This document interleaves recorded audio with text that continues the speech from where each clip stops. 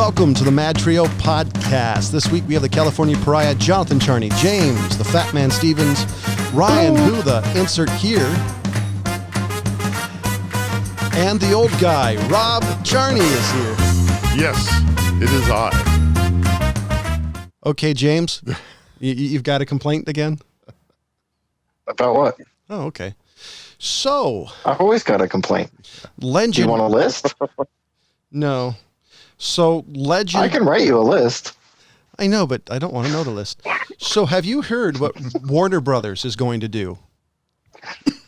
This time? Warner Brothers has said it's going to release in theater along with the same time releasing to a streaming service. AMC has, apparently their CEO put a massive complaint out there. Legendary Pictures also may take legal action against Warner Brothers over Godzilla versus King Kong and the Dune movie that's going to be coming out next year.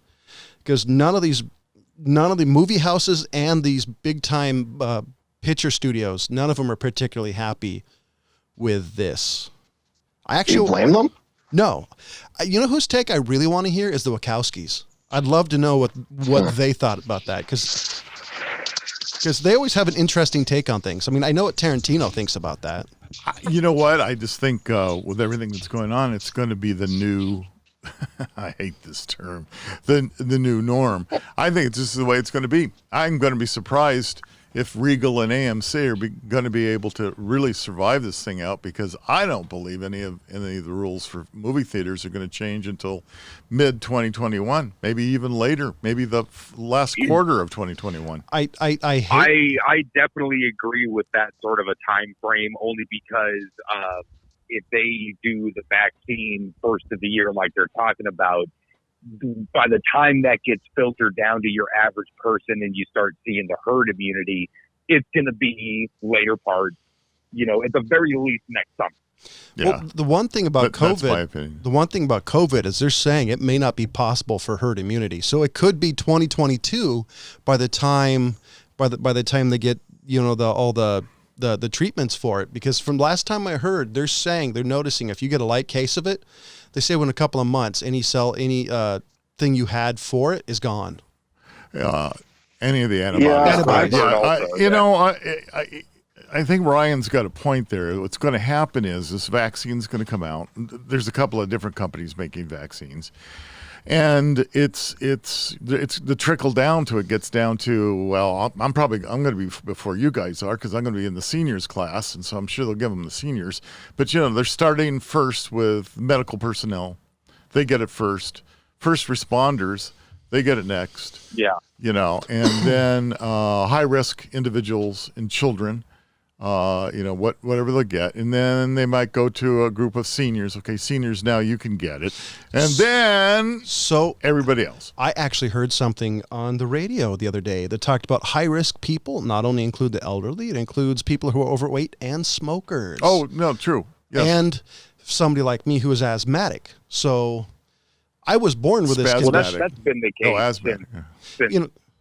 Yeah. Well, I just thought it was interesting. Two conditions. The smoking definitely is self-done. Being overweight isn't necessarily, because sometimes there's genetic cases for it. No, there are. But I thought it was interesting that you really do need to drop a few pounds though, John. Hey, this is I've got about 20 pounds I've put on since COVID. This is my protection. Actually, it just occurred to me how long it's been since I've actually seen John in person. You could be fat now, and I just don't even know. He's not. I'm 6'5" and 250. I'm a healthy. I'm healthy normal. You're a healthy normal guy. Except all of a sudden this lisp is a little hard to deal with. It's COVID. COVID lisp. See, the interesting. Corona. I will say the thing about the Warner Brothers is, I think this is going to come back to an argument between Ryan and I, where I think traditional movie houses are going to go out of business, and it's going to be this boutique experience. I was thinking this morning. John is and I right. couldn't remember if I was just texting you, or James, or if I actually said this on the show. But I fucking told James at the very least, there could be a nuclear apocalypse tomorrow, And the following day, you'd be like, "See, I told you, we're right. Theaters were going down." Yes, that's 100% true. Any fucking port in the storm, man, with your opinion on theaters being gone. You've had this opinion well before there was a plague. I would like to remind anybody. By the way, it's the long game. Look, I'm right. The long game. I've been doing this since we started. The long game. That's right. Going to go supernova. Yeah. The long prediction. Yeah, Yes. that's the one. Yeah. And I recently heard of somebody who I thought this was interesting. I was watching a YouTube show, seeing if you guys know who this is. Flavius Scorpus. No. Also known as Scorpius, between 68 and 95 AD, was a famous, if not the most famous charioteer in Rome. Yeah, I was going to say it's obviously Greek. So I thought this was interesting because apparently charioteers can actually become free by their winnings. Well, that was the same idea when the gladiators fought in the arenas. The ones left standing could be, depending on how many fights he had, could be freed. So according to Wikipedia, and this is confirmed by the show I watched, unless they got it by Wikipedia. Yeah. It says, so Scorpius rode for the Green faction during his lifetime, accumulated 2,048 victories.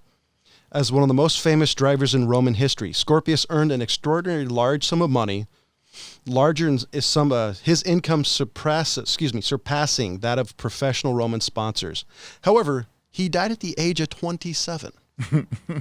Jesus. It's a young man's live sport. fast, die young. Yeah, Huh? That's it. It was super interesting. 27, you're middle aged to old. Janis Joplin, Jimi Hendrix. If you're in there as a gladiator, so it was interesting because this show was talking about how dangerous it was, and this guy I guess did the 4 horses, and this expert. Oh my God! And this expert was talking about really there's only 2 drivers, and the rest are they're helping. And he said so he's balancing 4 different reins, so he's got to lead one horse above the other in a turn and pull one back, and it was. And according to an article I was doing a little extra reading, he said a lot of these guys would actually tie the reins around them for extra weight so they could lean back. He said in a crash, a lot of the times these guys, if they didn't get too hurt or if they were cognizant of it, they could cut the reins away. But if not, they would just, they called them like shipwrecks when they crashed together. Oh, okay. They couldn't come up with something more original. No, but apparently this guy is on shipwrecks. Okay. They found his description and his likeness on tombstones that were like other people. More than one tombstone. Huh? Well, because I guess you can just buy whatever you want. So if I remember correctly, they said it was a sign of good luck or something like that, like having like somebody famous on your tombstone and stuff. Oh, okay. I would like it to be known that you can have whatever epitaph you want engraved on your tombstone. It does not have to be accurate. And now, absolutely. You can put whatever you want. And now, per the California Supreme Court, you can get whatever you want on your license plate in the state of California. There was a really including the swears and all that. Well, so that's going to be standing forever. That's going to be interesting because there was a court case. A guy challenged California, and I can't remember what it was. What he wanted that they denied. But hope it was ass man. He put it in it whatever it was. I'm sorry I can't remember it, but the story goes is that he applied for it. California denied it. He appealed the denial. They denied it again, so he got an attorney. They sued. The state, and then the state, of course, said, well, you can't sue us unless XYZ. So they got XYZ, and then they sued. It went to a court. Judge said, oh, you're right. The state can't just arbitrarily say because this group of letters might mean something or not. I think I remember you talking about this. I think so, too, yeah. Yeah, so the court case just got approved, or they just got a verdict. He won. He actually won, and so what that means is that right now, the way it stands in California, from my understanding, is if you want a personalized plate and you want one that might be offensive, might be sexually driven, might be whatever crazy thing you want on it, you can apply for it and actually get it because they can't deny it. So could they put the N-word on the license plate? Isn't that the good question? The judge. Well, I mean, if you remove the vowels, I'm sure you could. Well, I mean, could you get away with it though? I mean, because before it was, some of it was a matter of good taste. Like you couldn't say "f you" and yada yada yada. Right. There were normal offensive terms, terms for people, swear words, whatever it may be. Those are automatically out. But so people were getting inventive and making up certain things. Yeah. And so. Right. The state would either say yay or nay. Somebody sitting there looking at that all day long, that's his job, right? To sit there and look at all these letters and say, okay, well, I think those letters means I hate you, or I hate a group, or I hate a race, or whatever it may be. And he'll interpret that. And the letters could literally be A, B, C, D, E, F, G. And he could say, no, I'm sorry, those are offensive terms. Yeah. So that was the problem.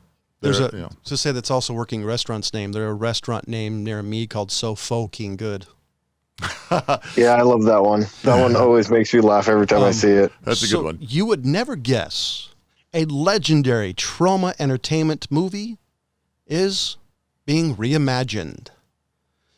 Peter Dinklage is going to star in the new Toxic Avenger. Oh, nice. So apparently Toxie is shrinking. But radiation does have an interesting effect on people. I have to admit, I like Peter Dinklage, so seeing how he would actually play this off could be fun. A contemporary reimagining of Troma Entertainment's successful 1984 low-budget action comedy hit, The Toxic Avenger, is steeped in environmental themes and subverts. Have you guys never seen it? I mean, the Deadline article's like trying to describe something that everybody I know have seen. When a struggling... I don't think Rob's seen it. Rob, have you seen Toxie? Yes. Toxic. Oh, you have? Okay. I have. He has seen some Troma movies. He may not have known it at the time, but he's seen some Troma movies. He hasn't seen... Yeah, I'm an old guy. I don't know what I'm watching, so... Well, no, I mean... Thanks, John. Well, have you seen... You just slammed me. Well, have you seen Tromeo and Juliet, Class of Nukem High? Those aren't movies that you would have normally... I know you would never... I don't think you would sat down for some of these movies, because they were awful. Probably right. I probably would not. I mean, yeah. However, I want to see a Class of Nukem High remake. That would be great. Okay. I just think it's interesting that they're starting to do, redo Troma films. It doesn't say if it's going to be... Who's they and where's it going to be, what streaming service are you going to be on? Here's my pet peeve. Talk about your show like you want to talk. And then I got another pet peeve to go about this. Because the point is, who's going to stream this show theoretically that you're talking about? Well, if it's done by Troma, it's going to be available everywhere. If it's by somebody else, it may be locked into something else. I didn't see the article where I'm assuming it's by Troma because they're still around. I don't know if they're still active though. I don't know. So I'm starting to get this real freaking pet peeve about all these separate streaming services. Watch this now on Netflix. Watch this now on YouTube. Watch this now on CBS All Access. Watch this on the Peacock. Watch this on Pluto. Watch this on Hulu. My God. I wouldn't mind being a cord cutter, but by the time you start paying for all these services, you're streaming all these things because you want to get these shows from everything. You're going to be paying a freaking fortune. Well, this is why I think most people are going to be doing maybe two. You could do the Hulu Disney Plus deal that comes with ESPN Plus. It's like $15 a month, and like Netflix, or if you do Amazon Prime. I think between that, I think you're getting most of them. But you're right. You're not going to see most TV. For instance, anything that's CBS driven, it's not going to be on anything else other than CBS All Access. Now I'm finding we have DirecTV. And right now, DirecTV and the owners of our local ABC station, which I believe is Channel 10 here, they're in, and they own a number of stations. They're in a fight. They can't agree on how much to pay. So anybody that's got DirecTV right now is completely locked out of any ABC programming. Period. And the other thing that's really irritating. You used to be able to say, okay, so West Coast was having a problem, or I wanted to show it before, I wanted to see it before I had to wait till 9 o'clock our time, so I could actually, watch it at 6 o'clock East Coast. I'd go to the East Coast channel and watch it. Well, now I guess the FCC had a big battle about the local stations not wanting to be letting people see an East Coast station because the advertisements are not the same. They're different people advertising, doing the They're advertising. losing revenue. So they're losing revenue. So. And you're getting commercials for Dave's fucking used car lot in Schenectady. I can't stand commercials. I am, I have been for years recording. I record virtually everything that I watch because watching anything live is killing me. Let me ask you, Rob. Yep. Because this happens to me all the time, to where if I actually end up hearing or seeing a commercial, I almost become physically angry. Like, that's how little advertisement I see anymore, is that it makes me viscerally fucking pissed when I see a commercial. Like in between, like my TV show stops and I see a Chevy truck, I want to fucking murder. I am almost at that level. So unless it's sports, if I'm watching football or whatever it may be, I kind of stand it, but I just disappear at commercials. I mean, but I am proud to say that I have started paying quite a bit for my television, but now that I've retired undefeated, I feel that I can brag about. I've been pirating shit, and I don't know if I'm proud of this, but I am to a certain degree. Since like maybe 2004. I mean, somewhere around there. I started like just finding streaming things online. And ever since then, I basically like vowed to the stars that I would never see an advertisement again. Yeah. So now the ones that I see, I look up. I fucking pay for YouTube Premium. Right. Because I hate ads that much. Oh, I'm with you. Really? I'm totally with you. I don't know if I've done that. Here's it's going pretty far. So here's the issue. Since I actually don't mind. It's a sickness now, bro. I don't mind some commercials, because as somebody who's trying to get a popular podcast, aka MadTrio podcast, to make some sort of revenue, I need commercials. So to some degree, you need commercials to help pay the content, because otherwise everything you love and like is going to go away. Maybe we can start our own premium service and say, pay us, $5.95 a month, and you can get our show without ads. If we were Howard Stern, no, I guarantee you could do that. I would like you to say, for the record, that if this ever becomes, anywhere near the popularity that we get advertising, I will sell out so fucking fast it will make your head spin. I have no loyalty to this philosophy whatsoever. Oh, so if you pay me to like commercials, there you go. All of a sudden I'm on board. Hey man, I'm with it. So you're not going to I become fucking Joe Rogan talking about 9-minute commercials before his fucking podcast starts. Oh, so you're more like Dee Snider. You're not going to die on this cross.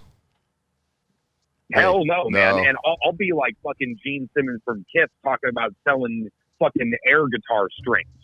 Hell yeah. Well, my favorite comment of Dee Snider's, he said, unlike all these bands who keep retiring, I've never said shit. He said, I'm a whore. I'm just an expensive one. Yeah. So I'm like, hey, yeah. If you're out there, and I'm cheap as fuck. I'm a really, really dirty whore. Like, I would when love. It comes down to it. Was your girlfriend in the room? Because I'd really love to see where her reaction was when you said you're a dirty whore. It would be hilarious.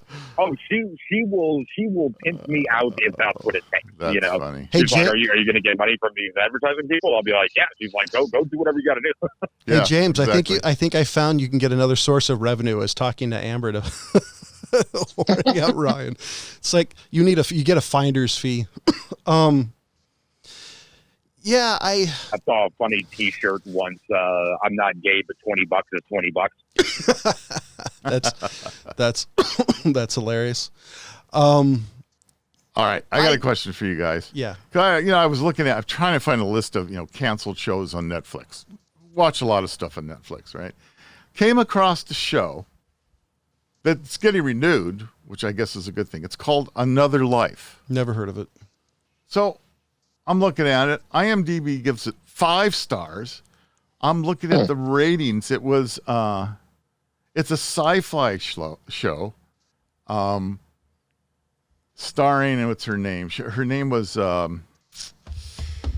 she was on Battlestar Galactica. Let's see. Oh, the blonde? The blonde. The chick who played Starbuck? Katie Shekoff. Yeah, Katie Shekoff is her name.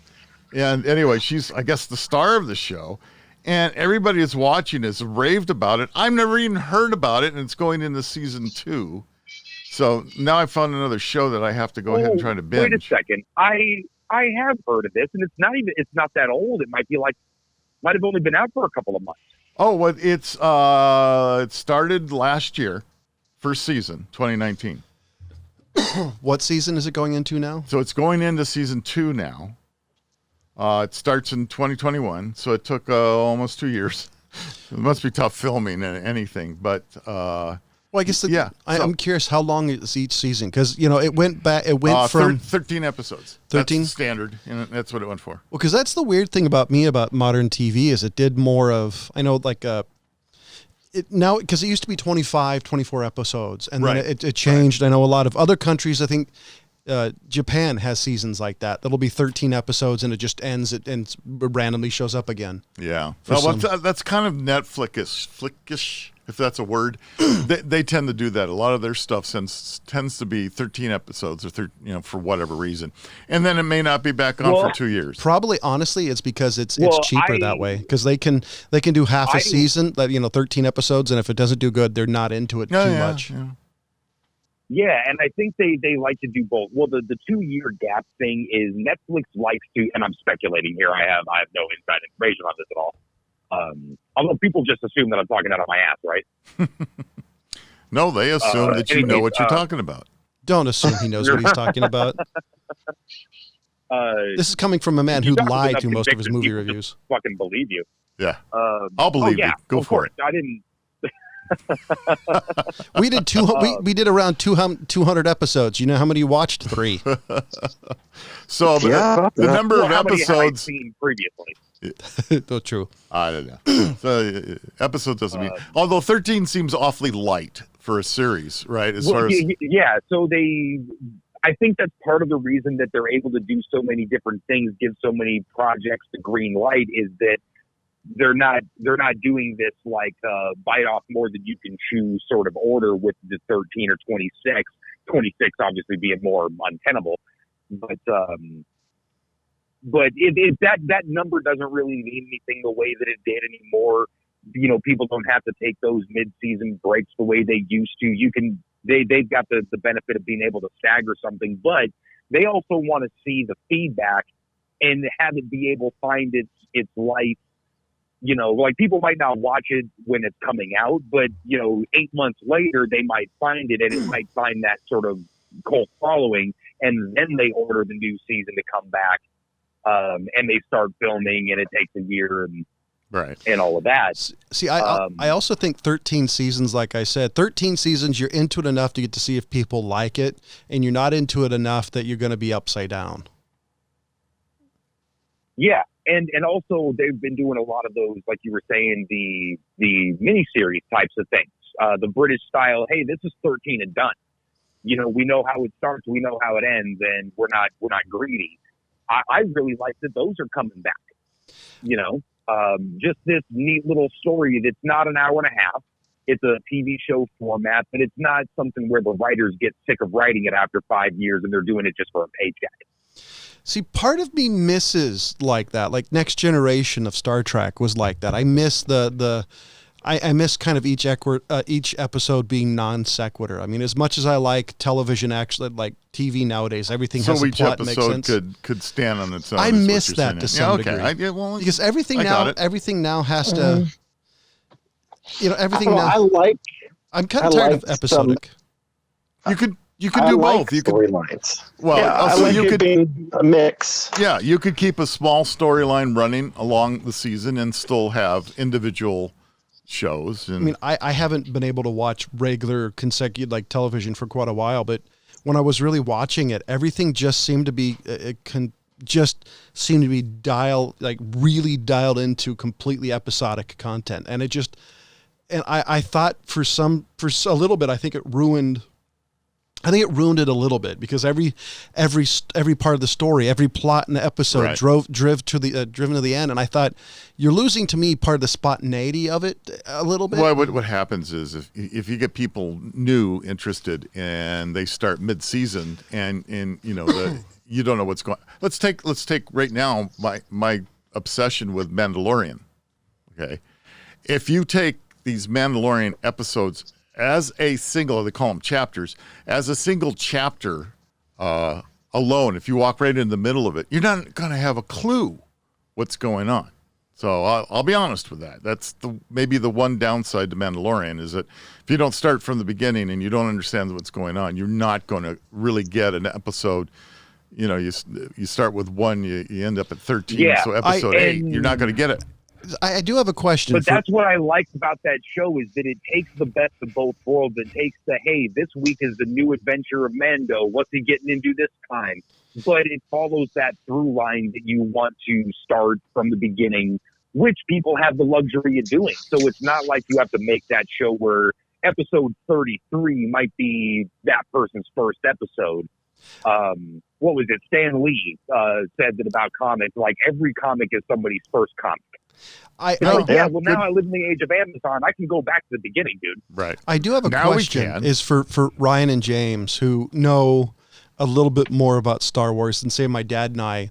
Would you be able to jump into, with your knowledge of Star Wars and maybe the extended universe, etc., would you be able to jump into Mandalorian and have some sort of clue, or is it so separate from everything that you know that you actually would have to start at the beginning? Well, the whole story is separate. You're gonna pick up things that other people don't, but you don't have to be a Star Wars fan to like this show. Well, I mean, would you be able to jump into say if you were a Star Wars nut, could you jump into episode 5 and within say 20 minutes you already have the whole story is trying to tell you a unique thing. And it takes place in the thing I've always liked about Star Wars is that anytime somebody's telling a story, they can't retcon any canon. So they have to choose this gap of time or this other place and tell the story that's either taking place in conjunction with something else or in a gap of time where nobody's got any lore to it. But they can't just go willy-nilly make some Star Wars thing without it falling into some sort of canon. This just takes place 4 or 5 years after Return of the Jedi. But you don't have to necessarily know that, going into it. It tells you this standalone story. Does it help the context of it at all? Yes, I think. Sure. I think things that other people aren't. So we're going to jump a little bit more into films if Rob doesn't have any more to add to that, because I just saw this and I thought it was interesting. Okay, go ahead. Matthew Vaughn is planning something like 7 more Kingsman film as part of the company's expansion plans. So here's really? So here's the question. I liked Kingsman.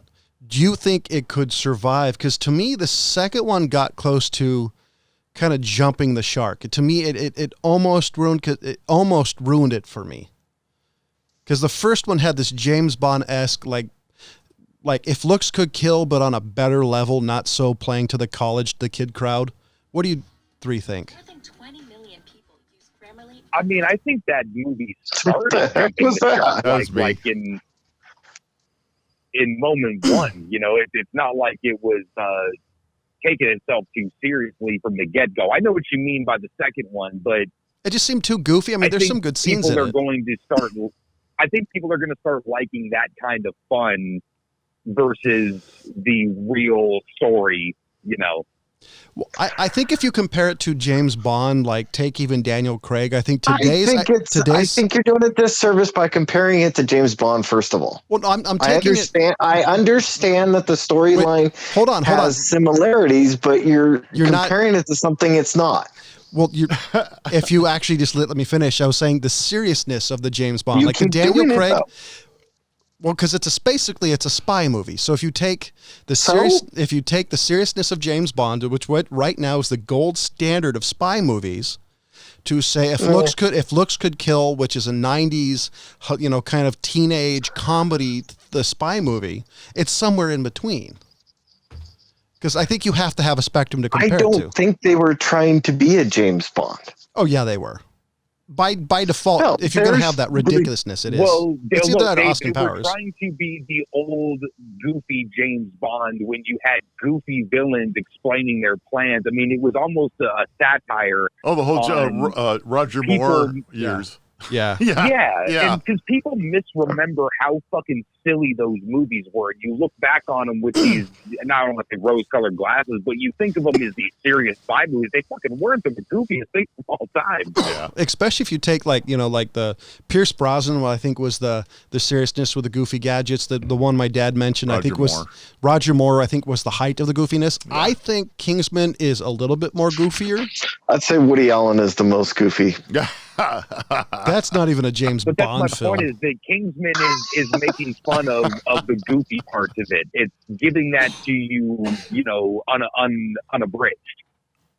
Unfiltered, rather. I guess my question is, do you think they could make 7 more films and not basically be Fast and Furious movies, which people see Fast and Furious movies, but it's the same plot, the same basic idea. It's basically retreads itself. That's what James Bond was. But James Bond was the Fast and Furious of our dad's age. But do you think it would hold the people's interest enough? You got a point. No. Oh, sure. I think people who like the franchise, the same with Fast and Furious, you're going to get the nerd crowd watching those fucking movies forever. I guarantee you have my girlfriend's money for life. Well, at least we know you're going to be seeing it for all those movies for a long time. So I want to go back to Mandalorian. I want my Mandalorian guys. Yeah. Because it's not John. All right. So did you see the latest episode? I did. I did not see yesterday. Boba Fett, man. I know. I'm sorry. Now I'm fucking up. Oh, now I can't talk about it. I don't want to ruin it for you. Since when? All right, I'll ruin it for you. At the same time. No, don't. Do. Ruin it.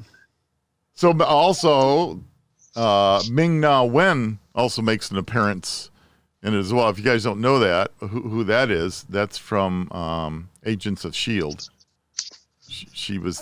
She was the lady that did all the ass kicking. The Asian chick, right? Mm-hmm. Yeah. Boy, you are Asian chick. Can you imagine how many people are going to jump on that? Well, with that name, good going. Okay.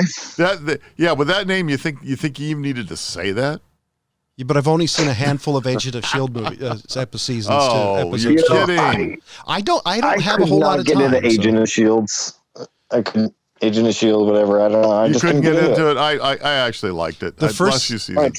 The first season was good. The rest I tried. I watched the whole first season, and after the first couple of I'll be the first to say they kind of went off the rails, but the last 2 seasons I kind of enjoyed because it really got kind of, the effects were good. A lot of the things they were doing I thought were done really well, and it became fun. What are we talking about? Agents of S.H.I.E.L.D. Agent of S.H.I.E.L.D. Oh, Agents of S.H.I.E.L.D. Yeah, Marvel's. I never got into that one. Oh, yeah. Well, I tried. I did. I was just telling Rob I tried and I couldn't do it. Yeah. They did have what's his stuff. Oh, the flaming skull guy. I can't remember his name. Red Skull? No, it was a Nicolas Cage. Ghost Rider. They did have Ghost Rider on there, and those episodes were cool. But apparently I'd say more yellow and orange. It was fire. I didn't say a color. Whatever. Whatever. Oh, well, all right. So get your Mandalorian in when you can. I thought it was just like way cool. Yeah. By the way, Christopher Nolan apparently hates the Warner Brothers thing too. Yeah.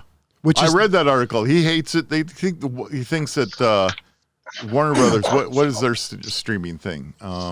Well, it's this. Well, what's their idea? What's their solution? Is anybody offering a different plan? Because I mean, no, it's get your money. You pay me. Fucking. It's basically see it in the theaters, you see it on home on HBO Max. And that's HBO Max. That's the one. HBO Max is a streaming service that's paid for. Right. So they're obviously getting revenue specifically for that streaming side. How much of that is going to the filmmakers as far as getting their money, or is it all going to the studio with their deal? If you think about, if it's a compromise, if you take a month, let's take a monthly service of an average of, let's say, $10 a month.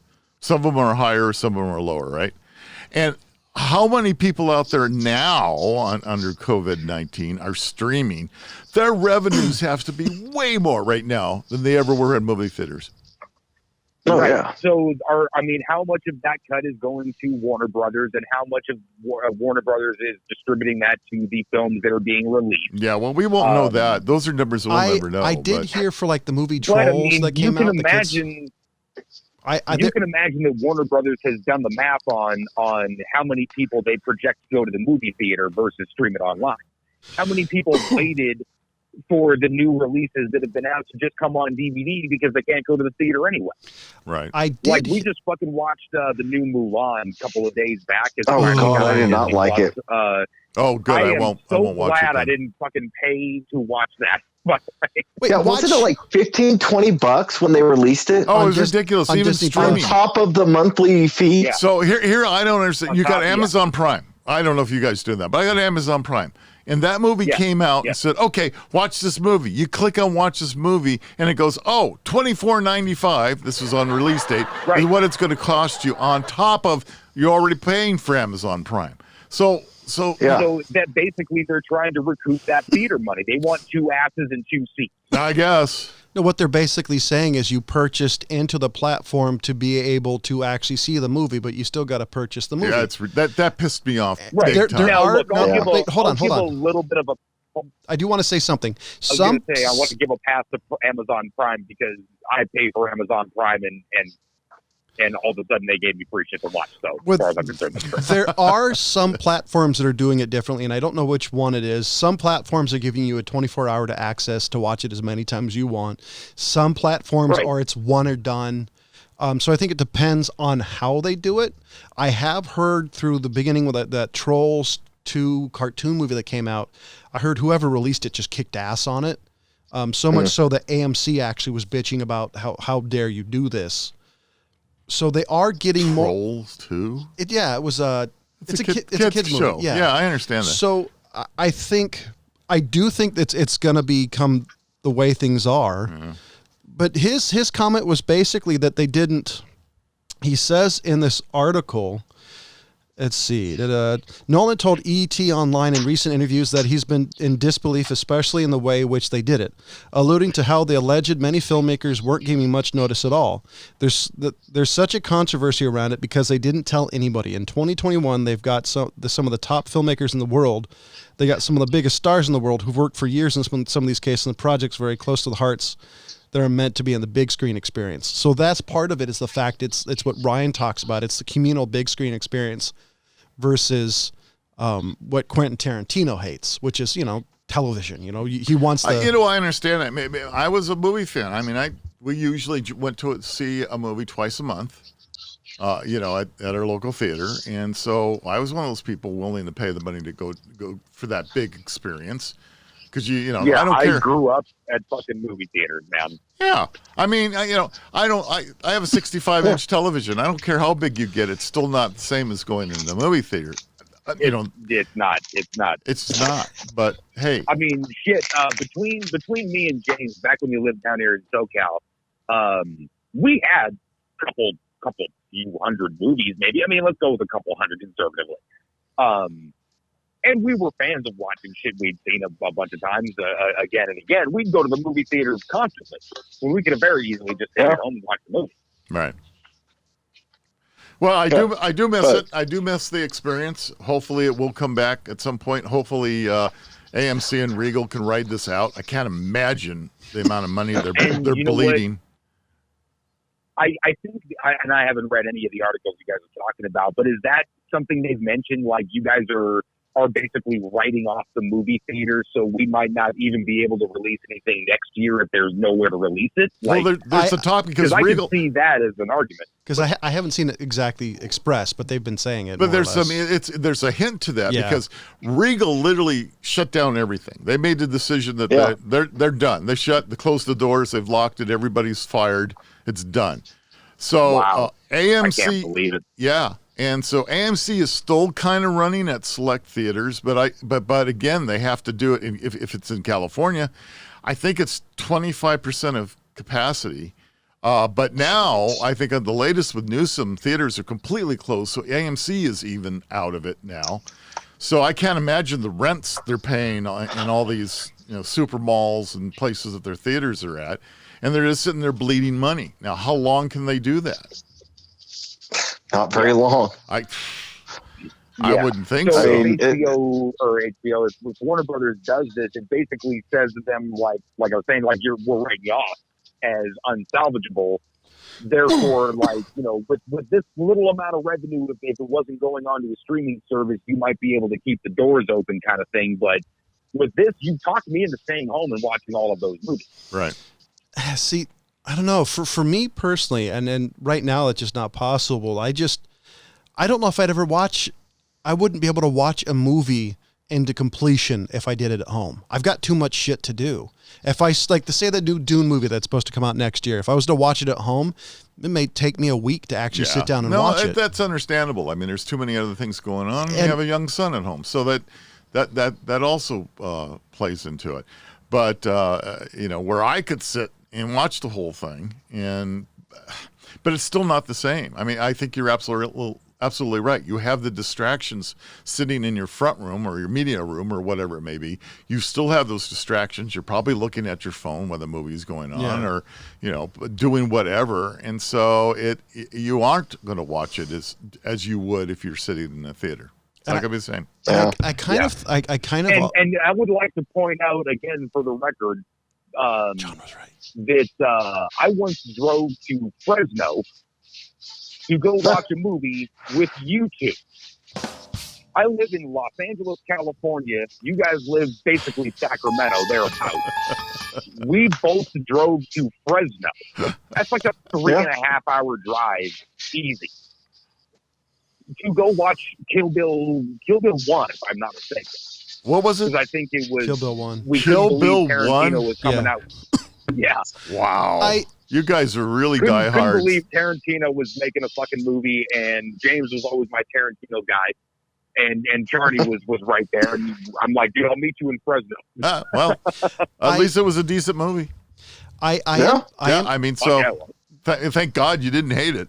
No, there is a question: is how will this change filmmaking? Because a lot of these artists like Tarantino only make movies for the big screen. It's their vision, it's their goal, it's their artistry. Because they can't do it now. Of course, they're going to have to change. Well, no. Will it change the feel of movies? Because let's be honest. There's a difference between like a cinematic movie and a movie made for TV. Even like these really amazing movies, like the TV shows, still have a different feel than a movie. So is that going to change it to enough that people are just going to go, Because you already see that now with like all they do is tentpole movies. I think there's going to be a lot of pent-up frustration of all of us that want to go to the movies and see the movies.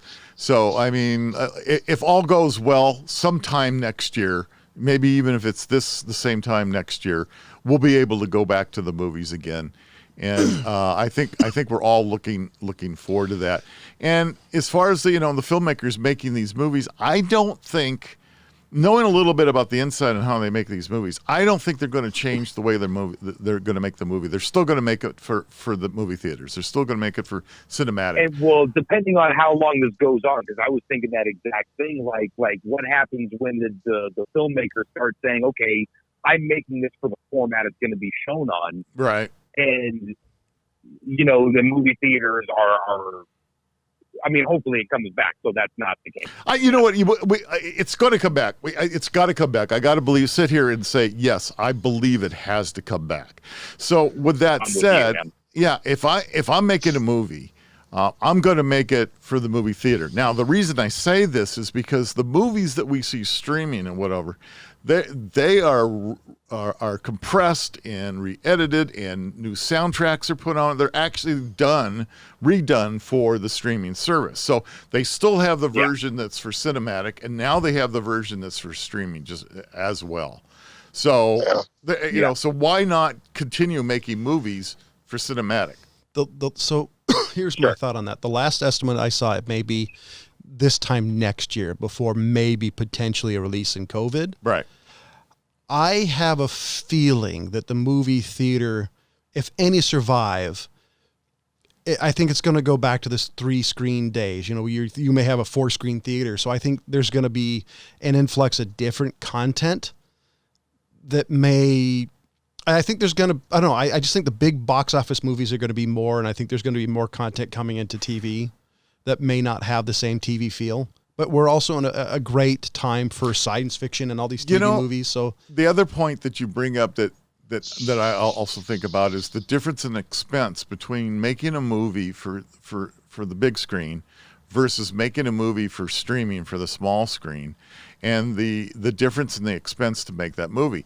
That may be the one thing that's going to drive more of this stuff to streaming, because it's going to cost much less to make a movie simply for streaming than it's going to be for the cinematic viewing. My opinion, from what I've been seeing. You always got to keep in mind the profit. No, you're absolutely right. You can't discount the idea that these are shareholders that we're talking about that are wanting to make a profit. Yeah. Yeah, so I think that's what it's going to come down to. So they're figuring out every which way to squeeze every dime you can out of everybody that's, you know, streaming now. And there's so many different streaming services. And if I was to sit here and think, okay, I'm going to make this movie, I'm going to make this blockbuster movie, but you know what? I can do it cheaper because it's going to be for streaming. So I don't need the big expensive everything that I can actually do now. With all my technical folks and CGI guys and everything else, and do it for streaming and make it for much less money, but yet still have all these people willing to pay me a fee for watching it online. So here's a trip. So the first Rambo movie. It's a trip. The first Rambo movie in 1982 cost $15 million. That's roughly $40 million in today's money. Okay, that's still a low budget movie. That was a pretty still expensive movie to make back in 1982. Then, but now, you know what was a more expensive movie to make than that? What? Howard the Duck. Well, yes. Well, here's the thing. Who's playing a game? It's in James's. Come on, James. Tell your son to little turn James. it down. Tell little James. Tell James Jr. Turn it down. So here's. Hey.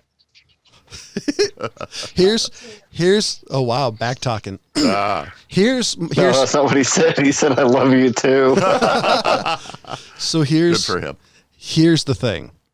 I think Rob's 100% right, because I think $40 million now is TV money.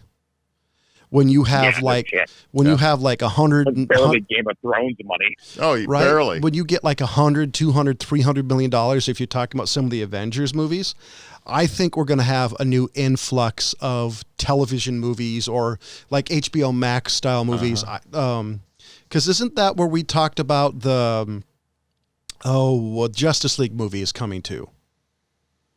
Isn't it? Snyder Cut. But that's already done. I mean, that was basically down to the final post-production. Well, I think that's what's going to end up happening. I think these streaming services are going to do what was famous back in, our day and my dad's day. Is you're going to have a bunch of TV movies that just have a budget quadruple the size of a traditional TV movie.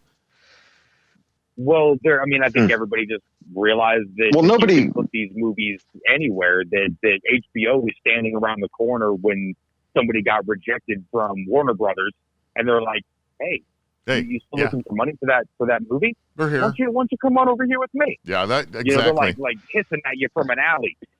Hey, over here, we've got money, and we want to give it to you. We don't care what you do. We just like you as an artist. Yeah. We're like, wait, what? Yep. But nobody's going to be wanting to watch Hallmark films and be paying for it streaming. Nobody wants to see that year round. Okay, so since So Well, they're but that's going to be thing up in is the that budget. they're going to be up in the budget, but they've changed who they're doing deals with. There's no longer a stigma when it comes to wanting to put something on a streaming service versus putting up a movie. So Tom Hanks can go do some Netflix fucking movie and not feel like ashamed for it. Oh yeah, You know, the way he'll they still work get back his in the day. So James brought up Howard the Duck. Howard the Duck. So Howard the Duck in 1986 cost $37 million to make. In 2020 money, that's $87 million. So that's not even an Avengers level film, but that was an expensive film for back in the day. That Yeah. Well, how that- about that bombed. And that was what was that it, Roger Marvel Rabbit? Fucking comics. I would like to remind you. Yeah. So look up Roger Rabbit. Huh? Because Oh yeah, Roger Rabbit must have. Yeah. because that was right. Wasn't that was like the big breakthrough? Let's see, on- 1988. Yeah, Where's but the box that office? didn't That bomb, though. update. No, it Whoa. didn't. So my curiosity is, what did it cost then to make that movie? Because it was kind of groundbreaking at the time. Oh, that was a fantastically okay, so groundbreaking film. I've got the numbers. All right. It's so- not the first time. I mean, Mary Poppins had done the live action cartoon thing, albeit Yeah, but not as well. yeah, if but that level, Roger hell no. Rabbit really broke the barrier. I If- mean, it really. Yeah. Yeah, if you're going to talk about like the live action intermixed with cartoons, I mean, there were Songs of the South. There was one way before that with a dinosaur and somebody else. I think that was early color / black and white. So the idea's been around forever. The major breakthrough that Rob was talking about was this is the first time that CGI was used to enhance. A computer was used to enhance that traditional animation. So according to this, the estimated budget for this movie was a whopping $70 million Yep. for 1988. So that is a total of $153 million, which is Avengers money. Wow. Yeah. So that's in the right in there. So that was breakthrough. So now you know why it costs so much to make these movies. So that's, wow. So it was only an hour and 44 minutes. That's a really expensive minute. Mm-hmm. Yeah. Yeah, no shit. That was a damn good movie, though. It was. It still is. it's a It great- is. You know, so even good. watching it today, I'll have it to watch it still tomorrow. like really holds up Yeah. in comparison. Oh, it's a great movie. Yeah, it does. So, Yeah. okay, so we're winding. Any of you guys seen the new Animaniacs? No. I talked about a little bit of this last week. Yeah. And I got into like, what was it? Episode, I think I was all the way up in episode 4 or so, and I'm waiting for them to stop making fun of Hollywood not having fresh ideas. Well, yeah, I mean, there's some truth to that, isn't there? kind of their. Yeah, That's their shtick. that was Yeah, That's their I mean- shtick right now. Yeah. It's safe to do a sequel, right? Isn't that what Yeah. the whole idea? So, or And now that's the prequel. whole idea. It's the whole meta sort of idea of the show is like, hey, look, we're back and we're going to milk this for all it's worth. And it's kind of right in your face with that fact, Yeah. which I kind of like. But yeah, it is a joke they keep repeating.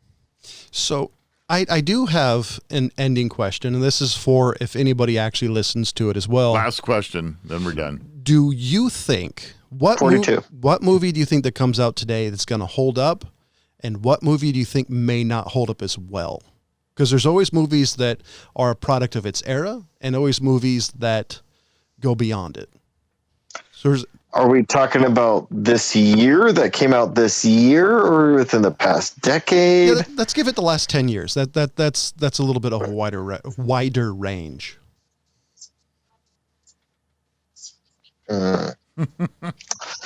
That's a hard Oh, you question. got us on that one. Because Um, I was thinking about this about the 80s. There's some movies that I think transcend that I don't necessarily thought would have, and vice versa. Like for Oh, man. for the 80s, for me, it'd be Goonies. I liked Goonies as a kid, but I did not think it would transcend time as well as it does, even though it's a traditional storytelling.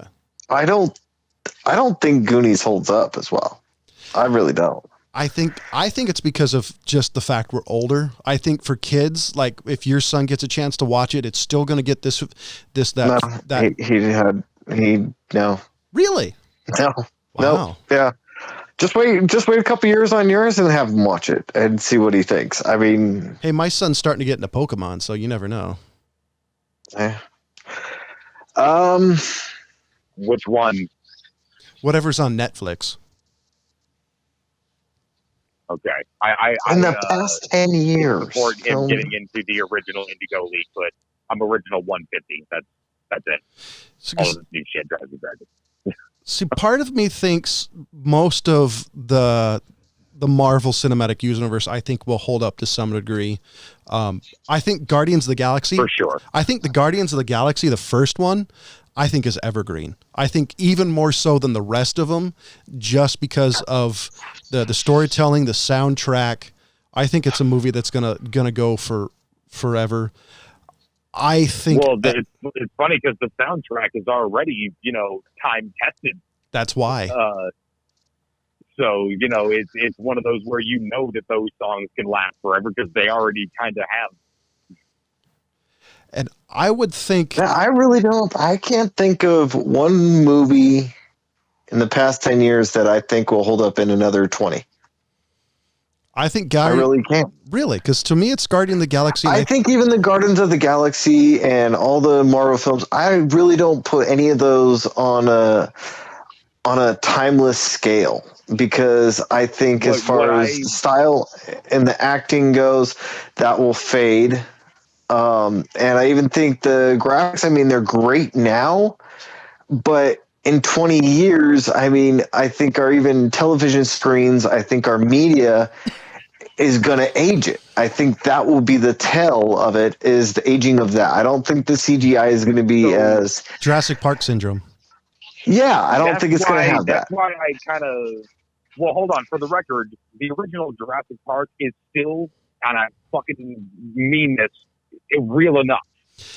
I'm saying that I'm holding it up to Jurassic Park as a standard. Well, the Jurassic Park, the CG in Jurassic Park does not. Great White Buffalo. Some of the CG in Jurassic Park does not hold up as well. The traditional effects in there are like the T-Rexes. The T-Rexes and traditional effects are amazing, but some of the CG just does not hold up, and it's just because of its time. I think they're blending, aside maybe from a couple of small lighting issues. It's still pretty fucking dead on. No, we just talked about Roger Rabbit. Where you're not noticing it while you're watching it. Yeah, exactly. But I also think that's the style, though. I think it holds up. What I want to submit. True. The CG holds up because I think it's just the style of the way it's done. For holding up is going to be anything that's sort of period driven these days. Like anything that takes place 100 years ago or before. I don't know if you said movies or TV specifically, but like Game of Thrones is probably going to age really well. Except for the last season. Place in a time where you can't date it. You have an orchestra of music that could have been from any time. It fits well with the story, so it doesn't pull you out of the narrative because it's dated or. I 100% agree. I was going to throw this one out. Inglourious Bastards. This one. I mean, I was thinking it wasn't going to be within a 10-year period. It was in 2011, so it falls into place. But my only apprehension in bringing that one up was, as Ryan said, it took place in a specific time period, and there's that one scene when they're unloading their magazines in a Hitler's face, and you can kind of tell that they switched it to a dummy type face. I would say that movie's only scene. But I like that dummy. I was a fan of that. I do too. I laughed my ass off that. John and I burst out laughing our asses off during that entire scene because they literally stopped to reload and continue. Now, that's the only scene that I say won't hold up the time. It didn't even hold up for the time it came out. But that one I can see.